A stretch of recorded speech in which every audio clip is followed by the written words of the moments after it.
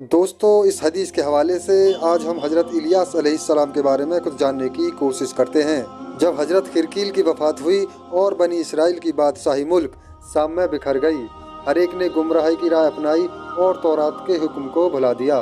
बुत परस्ती उनमें आम हो गई। इन मुशरिक बादशाहों में शहर बालबक का बादशाह बड़ा बुत परस्त था।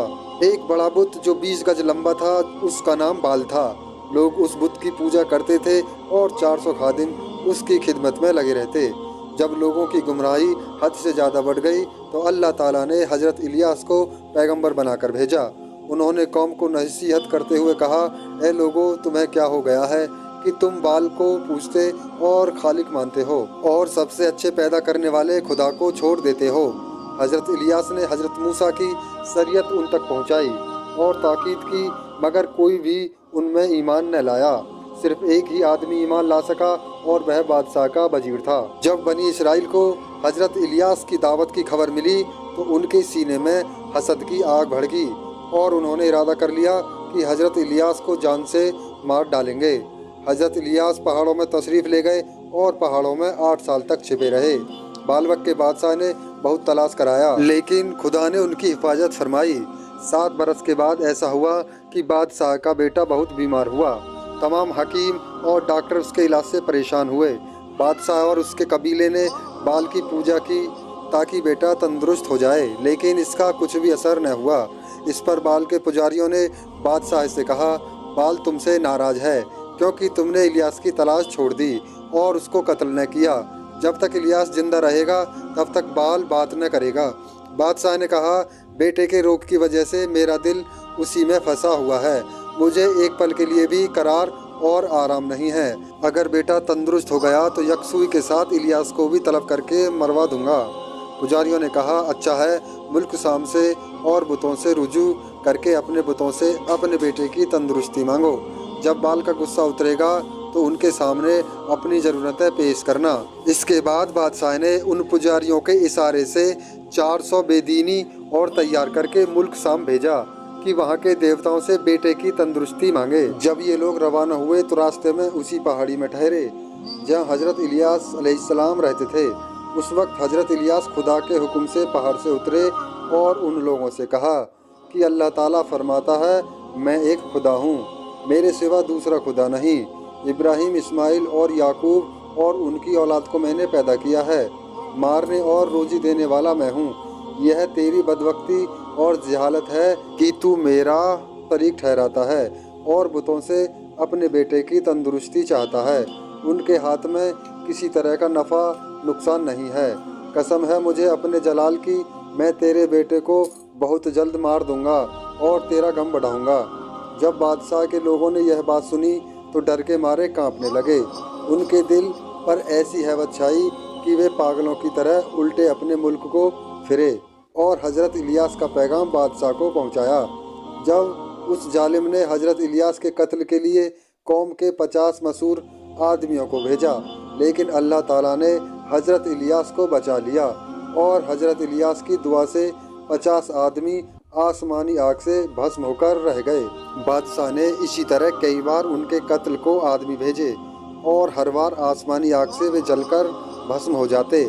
फिर बादशाह ने एक बड़ा गिरोह तैयार करके वजीर को भेजा कि जिस तरह बन सके इलियास को पकड़ लाओ और इसके लिए जो चाल चलनी पड़े चलो। जब वे लोग हज़रत इलियास के पास पहुँचे तो हज़रत इलियास के पास खुदा का हुक्म आया, ए इलियास, तू बेझिझक उनके पास जा, तुझको कोई नुकसान न पहुँचेगा। हज़रत इलियास उनके साथ बालबक पहुँचे। उस दिन बादशाह के बेटे का मर्ज बड़ी तेज़ी से बढ़ रहा था। किसी को इसकी मजाल न हुई कि हज़रत इलियास से वह कुछ कहता। हज़रत इलियास हज़रत अलसै की माँ के घर उतरे। जब लोगों की नाफरमानी हद से ज़्यादा बढ़ी और वे बुराई से बाज न आए तो हज़रत इलियास बहुत रंजीदा हुए। खुदा ने कहा, ए इलियास, तंग दिल और रंजीदा क्यों होते हो? तू मेरा चुना हुआ बंदा है और मैं बेनियाज खुदा हूँ, मांग मैं दूंगा। हज़रत इलियास ने कहा, तेरी रहमत बहुत बड़ी है, मैं इस कौम का फिर से मुँह देखना नहीं चाहता। खुदा ने फरमाया, ए इलियास, यह क्या सवाल है जो तू करता है? मैं ज़मीन को तुझसे खाली नहीं करूँगा। सारे लोगों की भलाई तेरे वजूद से है, कोई और सवाल मुझसे कर। तब हज़रत इलियास ने फरमाया, ऐसा हो कि कई बरस तक इस कौम पर बारिश न हो। खुदा ताला ने फरमाया, अगर लंबी मुद्दत तक मैं बारिश रोक लूँ तो यह दुनिया हलाक हो जाएगी। इसमें शक नहीं कि ये लोग अपने ऊपर जुल्म करते हैं, लेकिन मेरी रहमत तो इससे कहीं ज़्यादा बढ़कर है। मैंने 3 साल के लिए ऐसा कर दिया कि जब तक तू न चाहेगा पानी का एक कतरा भी किसी के खेत और बाग में न बरसेगा। इसके बाद बारिश का सिलसिला बंद हो गया। कहते हैं कि आग चारों तरफ फैल गई। कौम की बदबख्ती के दिन आ गए। हजरत इलियास छिपकर गरीबों और बेवाओं के घर में वक्त गुजारने लगे। आप जिस घर में रहते वहाँ खुशहाली और हरियाली आ जाती थी। लोग इस तरह निशानी से उनको तलाश करते रहते और आप एक घर से किसी दूसरे मकान में चले जाते। एक रात हजरत अलसै के घर आए तो उनकी माँ बहुत बीमार थी। आपकी दुआ से बीमारी दूर हुई। हजरत इलियास अब बूढ़े हो चुके थे। अपने लोगों से कहा, तुम एक मुद्दत से इन बुतों की पूजा में लगे हो, इनको जंगल में ले जाओ और पानी बरसाने की इनसे मांग करो।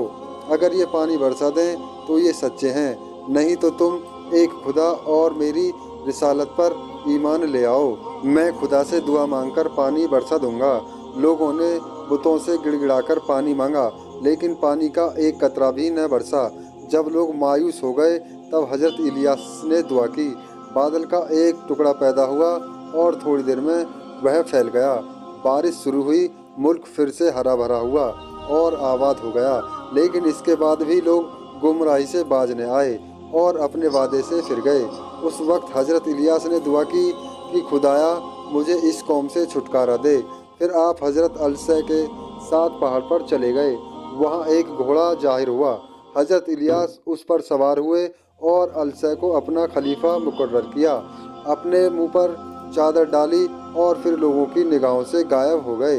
कहा जाता है कि 4 पैगंबर अब तक जिंदा हैं, हजरत ईसा और हजरत इदरीस अलैहिस्सलाम तो आसमान में और खिज्र और इलियास रजी अल्लाह ताला ज़मीन में।